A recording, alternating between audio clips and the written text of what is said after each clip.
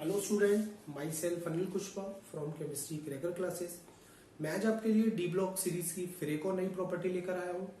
Property है मेरी enthalpy of atomisation. काफी इंपोर्टेंट प्रॉपर्टी है, छोटी सी प्रॉपर्टी है लेकिन काफी काम की प्रॉपर्टी है। काफी इंपोर्टेंट क्वेश्चन यहाँ से बनने वाले हैं। चलिए, क्या है होता, पहले तो मैं डिस्कस कर लेता हूँ कि एंथैल्पी ऑफ एटोमाइजेशन होता क्या है। It is energy required to convert any one mole of substance into its gaseous atom. अगर हम सॉलिड वन मोल सब्सटेंस को गैसेज एटम में कन्वर्ट कर रहे हैं और गैसेज एटम में कन्वर्ट करने के लिए हम जितना भी एनर्जी रिक्वायर्ड कर रहे हैं वही हमारी बनती है एंथैल्पी ऑफ एटोमाइजेशन। एक्चुअल में ये प्रोसेस सब्लिमेशन का प्रोसेस है, तो हम इसे हीट ऑफ सब्लिमेशन भी कह सकते हैं। ठीक है, चलिए, तो ये बात क्लियर होगी। लेकिन हमें चर्चा करनी है डी ब्लॉक एलिमेंट के साथ की डी ब्लॉक एलिमेंट में एंथैल्पी ऑफ एटोमाइजेशन पर क्या इफेक्ट आने वाला है, इंक्रीज कब करेगी, डिक्रीज कब करेगी। ठीक है, चलिए आइए एक एक करके बात करते हैं। ये 3D सीरीज है, 4D सीरीज और 5D सीरीज। ठीक है, इसे फर्स्ट ट्रांजिशन सीरीज भी बोलते हैं हम लोग, इसे हम लोग सेकेंड ट्रांजिशन सीरीज, और इसको हम लोग बोलने वाले हैं थर्ड ट्रांजिशन सीरीज।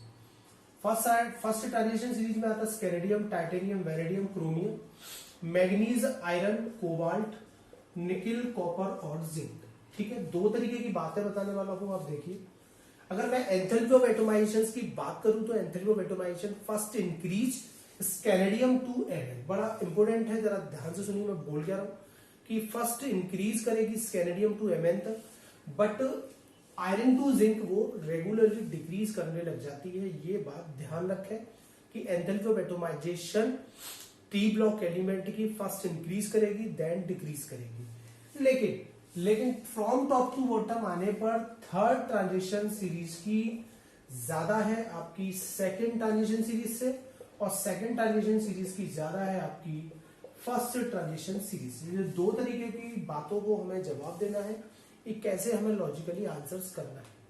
चलिए पहले बात करते हैं कि स्केनेडियम टू आयरन बढ़ता क्यों है एमएन, और फिर बाद में डिक्रीज क्यों करता है। एक्चुअल में एंथैल्पी ऑफ एटोमाइजेशन का जो पूरा फंडा है वो डिपेंड करता है अनपेयर्ड इलेक्ट्रॉन्स पर। मतलब क्या है, आपको पता है स्केनेडियम में आने वाला है 4s2 3d1, यहां पे आने वाला है 3d2, यहां आएगा 3d3, यहां पे आएगा 3d4 और यहां पे आने वाला है 3d5। आगे आपको पता है 3d6 आएगा, तो यहां तो अनपेयर्ड इलेक्ट्रॉन्स डिक्रीज करेंगे, यहाँ पे mn तक इंक्रीज करेंगे। आप ऐसे समझ सकते हैं कि एक्चुअल में अनपेयर्ड इलेक्ट्रॉन्स आने से स्ट्रॉन्ग इंटरमोलिकुलर फोर्स जनरेट होगा, इंटरमोलिकुलर फोर्स डेवलप होगा। ठीक है, अगर एक सिंगल अनपेयर्ड इलेक्ट्रॉन्स होगा तो वो सिंगल टाइम्स इंटरमोलिकुलर अट्रैक्शंस करेगा, 2 होंगे तो 2 टाइम्स, 3 होंगे तो 3 टाइम्स, 4 होंगे तो 4 टाइम्स। आयरन में 5 होते हैं तो स्ट्रॉन्ग इंटरमोलिकुलर अट्रैक्शंस होगा, तो इसलिए उसका एंथैल्पी ऑटोमाइजेशन ज्यादा है।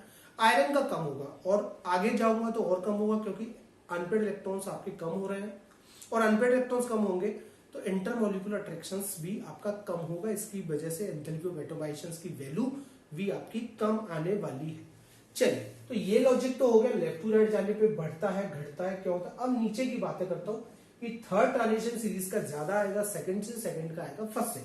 वही रीजन आपको पता है कि नीचे जब आते हैं तो नीचे कौन आता है, एफ ऑर्बिटल आ जाता है। और मैंने अभी लास्ट टाइम आपको बताया था कि एफ ऑर्बिटल की शेल्डिंग पुअर होती है, और पुअर शेल्डिंग होने की वजह से आउटर मोस्ट शेल का इलेक्ट्रॉन्स न्यूक्लियस के पास आ जाता है, जिसकी वजह से फोर्स ऑफ अट्रैक्शन बढ़ जाता है न्यूक्लियस का और आउटर मोस्ट शेल के इलेक्ट्रॉन्स का। अट्रैक्शन बढ़ जाएगा तो उसे निकालने के लिए एनर्जी ज्यादा चाहिए, तो इसलिए थर्ड ट्रांजिशन सीरीज का ज्यादा होगा आपका सेकेंड ट्रांजिशन सीरीज से, और सेकेंड का ज्यादा होगा आपकी फर्स्ट ट्रांजिशन सीरीज से। ठीक है, तो ये बहुत छोटा टॉपिक था, आपको अच्छा लगा होगा। अगर पसंद आया है तो लाइक करिए, सब्सक्राइब करिए, और भी स्टूडेंट्स को बताइएगा। आज के लिए इतना ही, थैंक यू।